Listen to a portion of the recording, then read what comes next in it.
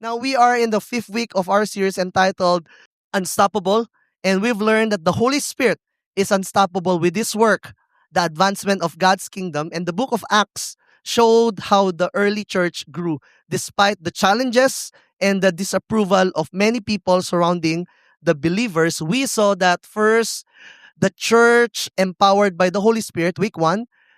The second week, we saw how the church stayed together. Talking about church community, iba sa inyo, kamusta kaya si Pastor? Kaka-message niya lang po, okay naman po siya. Sa Dubai, calm raw sila. Parang medyo naririnig lang po nila lagi yung mga sirena. Okay, yung siren, okay? Tama naman, okay, siren. And let's just continue to pray for our brothers and sisters.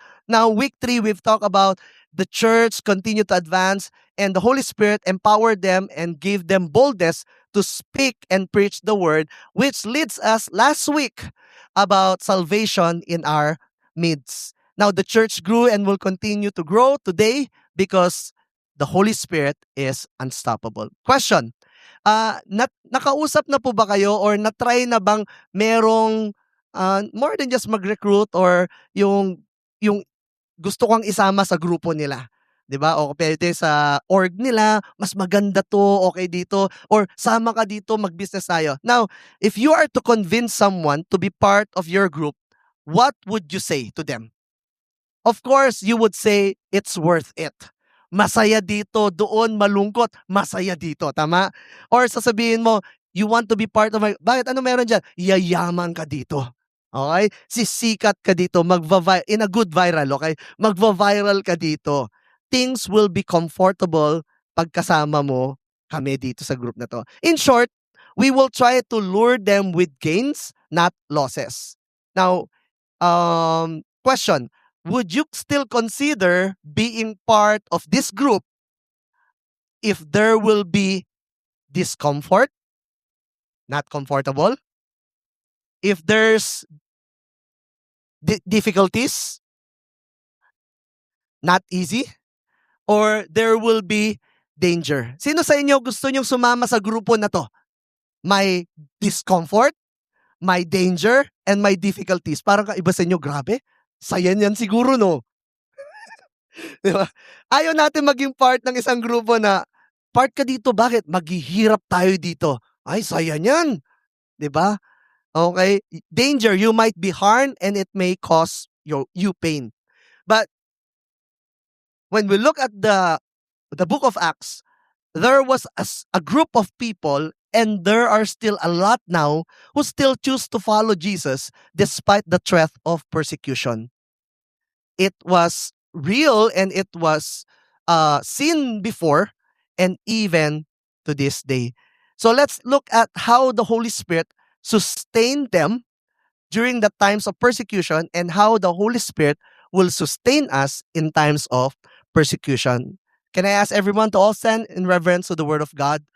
We'll read in the book of Acts. Turn your Bibles with me in the book of Acts, Acts 11, and I'll read from verse 19 to 30. You can swipe your gadget or your iPad. Acts 11, verse 19 to 30. I'll read first in verse 19. Now those who were scattered because of persecution that arose over Stephen traveled as far as Phoenicia and Cyprus and Antioch, speaking the word to no one except Jews. But there were some of them, men of Cyprus and Cyrene, who on coming to Antioch spoke to the Hellenists, also preaching the Lord Jesus. And the hand of the Lord was with them, and a great number of who believed turned to the Lord. The report of this came to the ears of the church in Jerusalem, and they sent Barnabas to Antioch. When he came and saw the grace of God, he was glad, and he exhorted them all to remain faithful to the Lord with steadfast purpose. For he was a good man, full of the Spirit and of faith. And a great many people were added to the Lord. So Barnabas went to Tarsus to look for Saul. And when he had found him, he brought him to Antioch. For a whole year they met with the church and taught a great many people. And in Antioch, the disciples were first called Christians. Now, in these days, prophets came down from Jerusalem to Antioch, and one of them, named Agabus, stood up and foretold by the Spirit that there will be great famine over all the world. This took place in the days of Claudius. So the disciples determined everyone according to his ability to send relief to the brothers living in Judea, and they did so, sending to the elders by the hand of Barnabas and Saul. This is the word of the Lord. Let us pray. Lord, we want to take on the exhortation of Barnabas to remain faithful to you with steadfast purpose. So, Father, in times of uncertainties, difficulties, and persecution, may we remain steadfast and faithful to you. May your word today show us how that that is possible despite of all difficulties, anxieties, and victories in life. We can stand with our faith because of the Holy Spirit works in us. We put down our crowns and concerns to your feet today. Bless the preaching of your word in Jesus' name. Amen and amen. We can all be seated. Now, persecution is in full swing. Started in Acts 7, where Stephen died as a martyr, and it was Paul who Saul gave that order. Acts 8, there was persecution as well. And Acts 10, it was Peter with the household of Cornelius. And Acts 11 now, persecution continue to be real during the time. And it continues on and on. Now, what do you mean by persecution? Our topic for the persecution of the saints. When you said persecution, na-persecute na ba kayo? Hindi pa. Okay, good. Iba sa inyo. Ano, okay. Persecution, in its Greek, here's the literal meaning. It's an internal pressure, tribulations, or feeling no way of escape. So what are they being persecuted for? They were being persecuted because of their faith, not their stupid actions, because of their faith, because of their love for Jesus, and because they stand on the word of Jesus. Many times, we don't look for persecution. Persecution comes to us. We don't look for people to hate us. When we stand on the truth, people will hate us. People will be harsh, not because of us, but because of the faith that we have in Jesus. Kaya po, it's either people will don't like you because of your faith, or people will love you because you're not really standing on your faith. And I hope that as we, being the salt and light of this world, we can stand on the solid truth or of the gospel, and we can expect persecution. So not just they are being persecuted because of their faith. Why are they being persecuted? Because they were asked to renounce their faith in Jesus and also not to teach and preach the gospel. Meron na ba sa inyo, just a show of hands, pati po sa Cinematri, kita ko po kaya, joke lang po, okay. Sino na sa inyo meron po nagsabi na wag mong i-preach yung gospel? Meron na po ba sa inyo na na-try yung dito basta wag mong i-preach yung gospel? Meron mo po ba? Meron, okay, good. Oh, yeah, of course, Kuya Danny, 'di ba? Or they being persecuted because they were not living according to the standard of the words, they living according to the standard of Christ. So who persecutes? Those who have not yet encountered the saving grace of God. Remember, Paul was a persecutor before he became a preacher. Paul was a murderer before he became an apostle. So those who persecutes those people who have not yet known the grace of God, until they know the grace of God, they will respond with the gladness, and they will respond as well with humility before God. Why are they being persecuted? Because Jesus was persecuted. Jesus said in Luke 21, verse 12, he said, "But before all this, they will lay their hands on you and persecute you." Sino sa inyo gusto nyo marinig, "You want to follow me?" Jesus said, "Yes, Lord, we want." Okay, before this, they will arrest me, they will put me to death. But if in all of this, they will lay their hands on you as well and persecute you, delivering you up to the synagogues and prisons, and you will be brought before kings and governors for my name's sake. Jesus warns the disciples, his followers. But what about for us now? Persecution is part of our Christian journey. Billy Graham said, the Bible clearly says that faithfulness and persecution often go hand in hand. May katabi ka bang faithful kay Lord? Wala po. Grabe naman. Tignan mo yung katabi mo. Faithful ba yan kay Lord? Turn to them. Sabihin mo, you will face persecution. Okay, yung iba sa atin parang, bakit? Because if you are, especially if you are working in a government, and you are solid when it comes to your faith and your principles, people will hate you not because they will hate you because of who you are, but because of the truth and the values that you have. People will harm you, people will mock you, insult you, not because of who you are, but because of who you have. Now, for us, Jesus gave warning to the disciples. Same goes with us. Following Jesus may cause persecution. What are we persecuted for? Our faith in Jesus. May katabi ka bang mukhang grabe yung faith niya kay Jesus? Oh, wala. Okay. Parang mali. Yung faith niya, yung parang sumisigaw yung faith niya. Yung parang pag tinignan mo, you will not be persecuted if you just stay silent and you will just go to the norm. Na yung, Kristyano ka pala, but if you stand on something, people will hate you. What are we being persecuted? Our faith in Jesus. Not in our bad actions, not in our arrogance, sin, and wrong decisions. Yung minsan, di ba, Pastor, pinipersecute po ako, bumagsak po ako. Bakit? Ano ba ginawa? Hindi po ako nakapag-aral. Hindi persecution yan. Self-inflicted pain yan. Okay? Hindi ka persecute dahil nag-aral, bumagsak ka. I remember I'm discipling someone, sabi niya, my family, my mom persecuting me. They hate me. Bakit? Ano ba ginawa mo? 'Di ba sabi kasi sa Bible, 'di ba, there should be no gods before, there should be no idols before you. Ano ginawa mo? Tinago ko lahat ng rebulto sa bahay namin. Hinanap ng nanay niya eh. Tinago niya lahat at sinira niya. Ay kung ako na nanay mo, talagang alam ko naman na, pero hindi mo pagmamay-ari yan. Are you here? Okay? They will hate you not because of your faith in Jesus, but because of some foolish actions. Sometimes people persecute you because and as you commanded you not to teach and preach the gospel.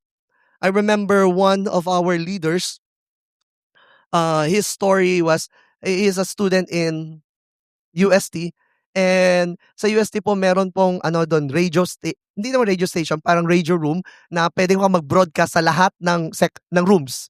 Kung may parang announcement, gaganon. Ginawa niya, nag-sneak in siya doon. Nag-preach siya ng gospel.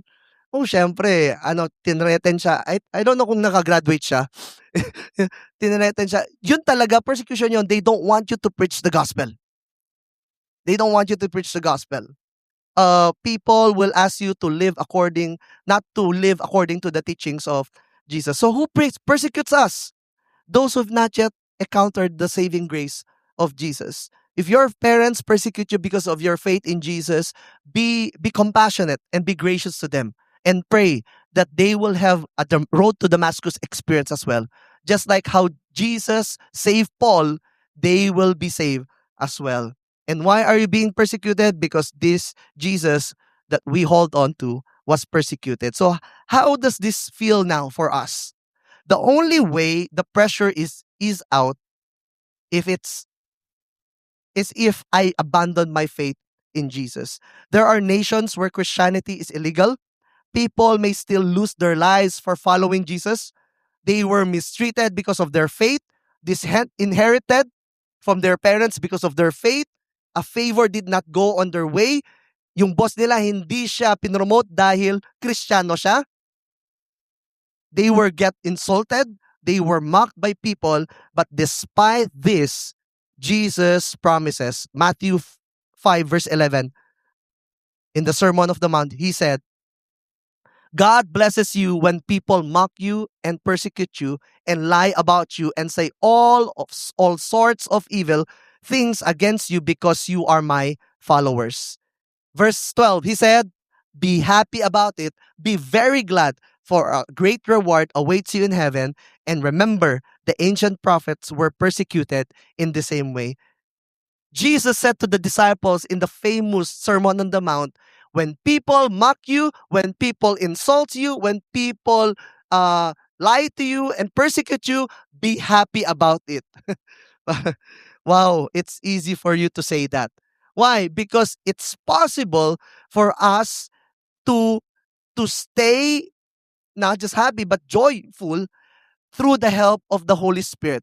Because Jesus himself said, you will be persecuted. Persecution is real, but the Holy Spirit is real as well. John 15, verse 26 to 27 says, but when the Helper, the Holy Spirit, comes, who I send to you from my Father, the Spirit of truth, who proceeds from the Father, he will what? He will bear witness about me, and you will also bear witness because you've been with me from the beginning. So, how does the Holy Spirit sustains us during times of persecution?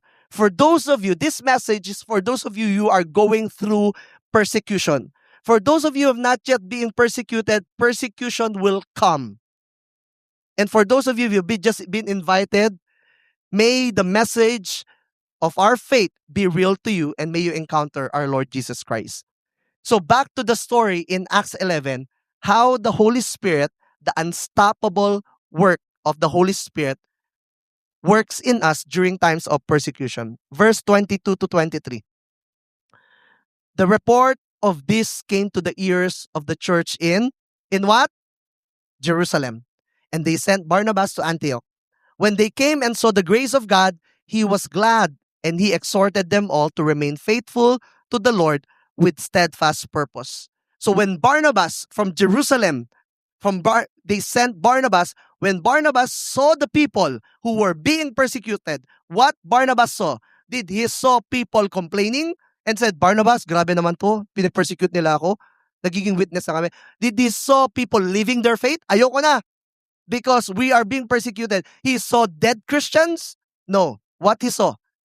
They have been grown so much. Barnabas saw the grace of God in full display.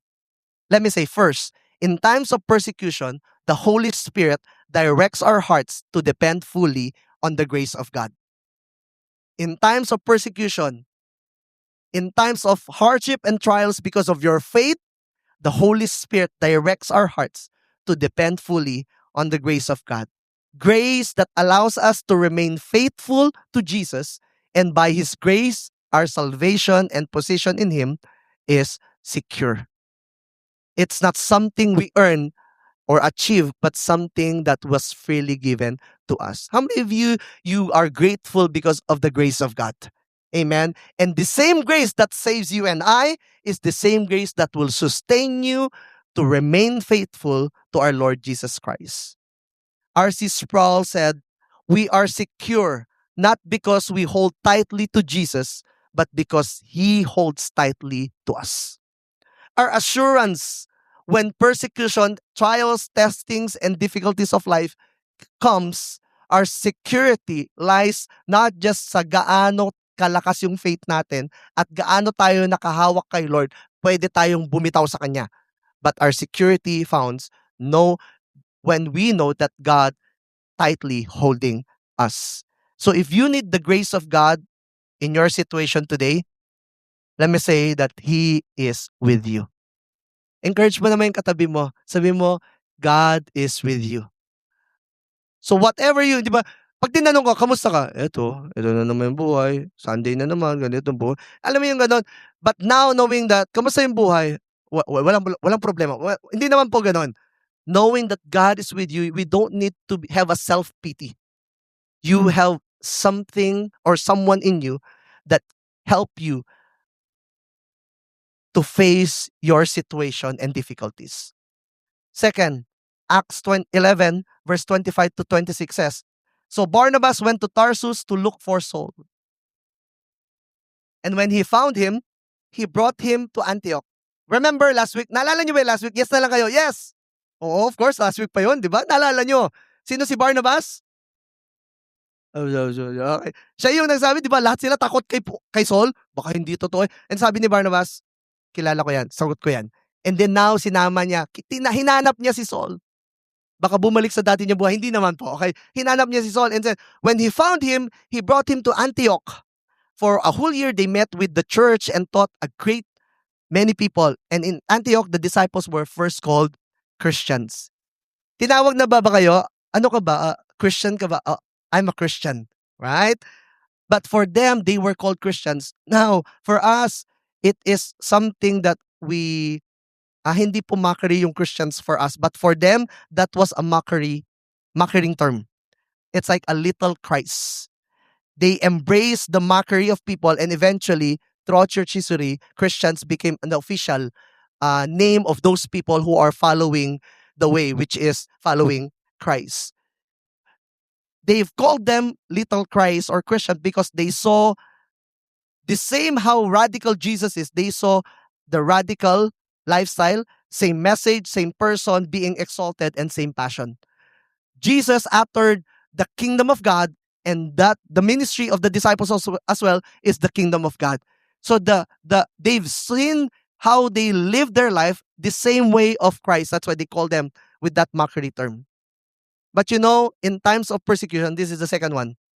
In times of persecution, the Holy Spirit enables us to live like Christ. When people tell them, don't do this, recant this, it's easy to go back to your old way of life. But what happened to the disciples, instead of going back to their old way of life, they were able to live like Christ through the enabling power of the Holy Spirit. The Holy Spirit enables us to live like Christ. The only explanation the disciples held on to their faith is because it is true. Totoo po yung pananampalataya nila. Hindi lang po sila Christians by name, but Christians by heart, by blood. They were true and they had a real encounter with Jesus. And they were willing to die. You will not willing to die to a fabricated story. Why was that the disciples and even Peter are willing to die for this person? Because it was true. Kaya ang tawag po, eyewitness. They've witnessed the resurrection of Christ. They witness the goodness and faithfulness of Christ. And if they witness it's real to them, then even death, they can go through. It's all worth it. Why? Why it's all worth it? Because He is worth it. He gave His life so we can live ours. Why will I not give my life? Question, is Jesus worth our life? Is Jesus worth dying for? He is more than just a national hero. He is our Lord and Savior. And if these people, the disciples, it's real to them, no one can stop the work of God. For us, do we live like Christ?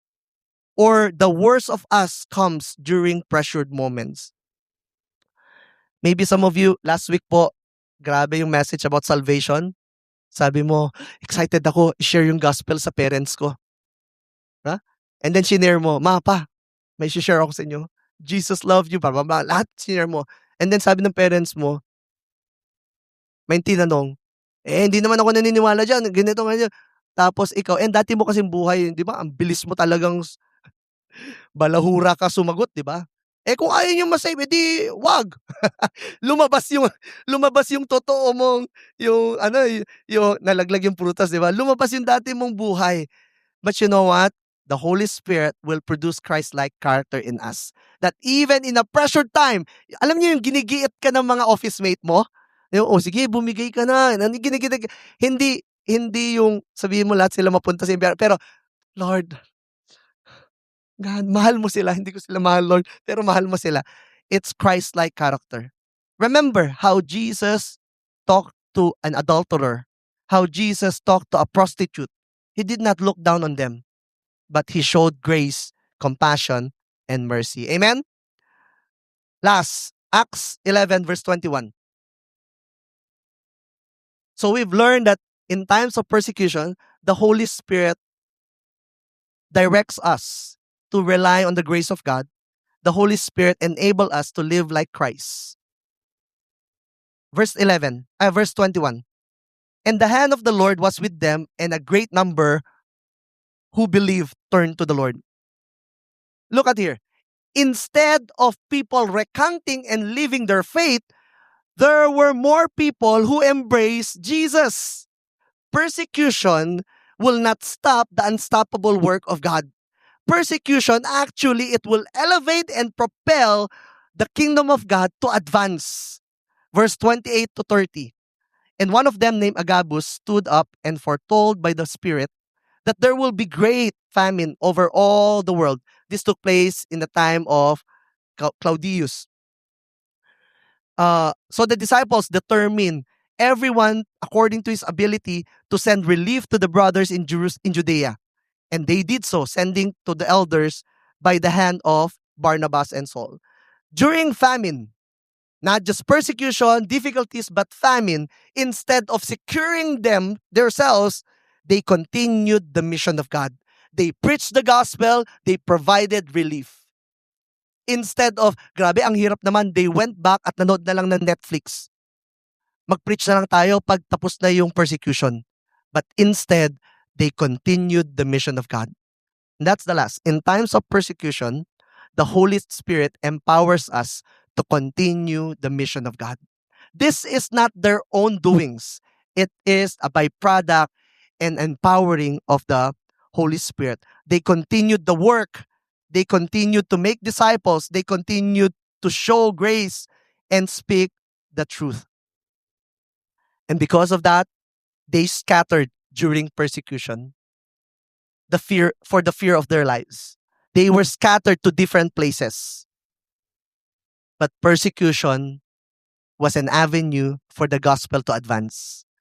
Persecution became the catalyst for gospel expansion, rather its destruction. And you know what happened? Ask me, what happened? Mga kapatid, nandito na tayo sa last part, climax na to. What happened? Persecution should cease the work of God. Are you hearing me? Persecution should stop. Dapat hanggang Acts 11 lang tapos. But what happened was, in the middle of that dark moments of Christianity, that despite of the difficulties, come and birth the church in Antioch. So for us, Antioch, hindi ganyan yung response natin kasi hindi natin alam kung ano yung Antioch. Antioch is the historic church that became the gateway of the gospel to the ends of the earth. From Jerusalem, then to Antioch. Jerusalem is where the Jews and the believers are. And then, kung wala pong persecution, hindi mapupunta sa different places. But church in Antioch, the first major Gentile church. Remember Acts 1:8, and you will be my witnesses in Jerusalem, in all Judea, Samaria. Now they are trying, next week po, the gospel to the ends of the earth. The gospel to the nations. Now they are trying now to go to the ends of the earth. And to the Gentiles, nations. Scholar says that the Antioch is the great cradle for Pauline missions. Because Antioch served as the base of operations for Paul's missionary journeys. If you don't know that one of the key in Christianity, why the message of the gospel went from Jerusalem, Judea, Samaria to the ends of there, because of the missionary journey of Paul. Pag nag-attend po kayo ng Leadership 113 and some dito po mas isa-isayin natin, but for the sake of time, let's just put in the map. This is the missionary journey of Paul. The first missionary journey, the second missionary, and third missionary journey of Paul. In all the missionary journey of Paul, for Acts 11 tayo, Acts 13, he was commissioned to send directly from Antioch, went across the area. Second missionary of Paul, he went muna sa Jerusalem, may inayos siya, and then went back to Antioch, and from Antioch, went again to plant churches. Third missionary journey, again, launched from Antioch. What's the significance of this? Without Antioch's support, financial, spiritual, and logistical, Paul's missionary activity across the Roman world would have been much more difficult. But because of nameless leaders, wala pong Paul, wala pong Barnabas, wala pong Stephen, wala pong 12 disciples and great apostles from Antioch, nameless disciples, they were the key for the kingdom of God to advance. Persecution did not stop them and silent them. Persecution actually, parang mas nagalit pa sila. Persecution let them rise up to the occasion and let them use by God.